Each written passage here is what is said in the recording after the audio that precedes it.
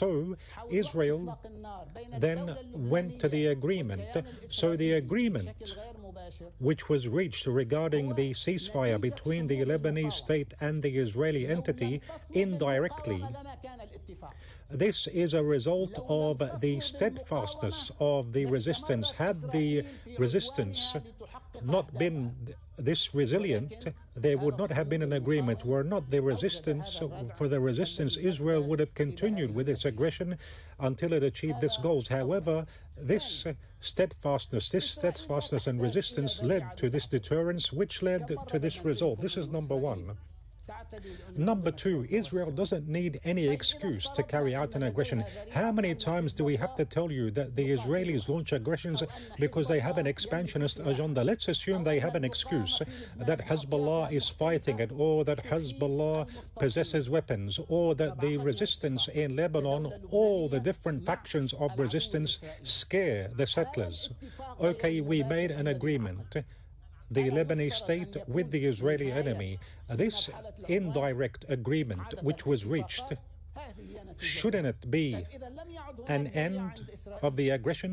Usually, this is the result of agreement. So if there is no longer any excuse for the Israelis, but regardless, over the course of 5 months, ever since the agreement was reached until today, they carry out daily aggressions, so much so that its aggressions have reached more than 2,700, between killings and wounded, and demolishing and destruction, and uprooting trees and drones in the air, and violations in the air, land and sea in front of the whole world. The whole world today is saying that Hezbollah committed and the Lebanese state also committed to the agreement, and Israel did not. This is in front of the whole world, but Israel is saying no.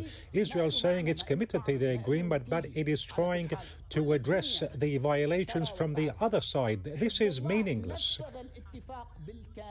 In any case, the whole world is watching and knows what is happening. Hezbollah implemented the agreement completely. The Lebanese state can stand in front of the whole world and say, we committed to the implementation of the agreement completely. However, Israel did not commit. All of the factions of resistance committed, but Israel did not. This aggression is continuing. Let me say it clearly. If you think that Israel wants to launch aggressions to seize control of a small piece of land, or to make a small advance, or to address the issue of weapons, then you're mistaken. Israel wants to occupy the largest part of Lebanon, the majority of Lebanese territories, to make it part of occupied Palestine and to build settlements on Lebanese territory. And it wants to use Lebanon in order to neutralize the Palestinians, whom it expels from the Israeli entity, from occupied Palestine. This is the Israeli project.